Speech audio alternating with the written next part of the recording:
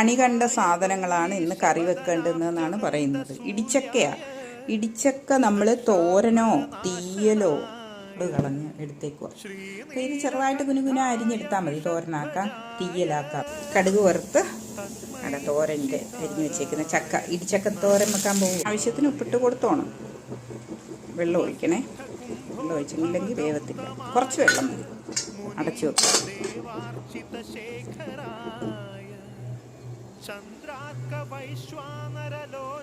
വേവുക. തോരൻ, ഇടിച്ചക്ക തോരന. ജീരകവും വെളുത്തുള്ളിയും എല്ലാം ഇട്ടിട്ടുണ്ട്. മുളകും കുരുമുളക് പൊടിയും എല്ലാം ഇട്ടിട്ടുണ്ട്. തേങ്ങയും കുറച്ച് ഇട്ടിട്ടുണ്ട്.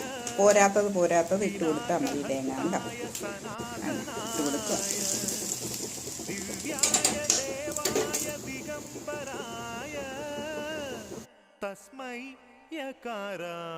കണി കണ്ട ചക്കയും മാങ്ങയുമാണ്.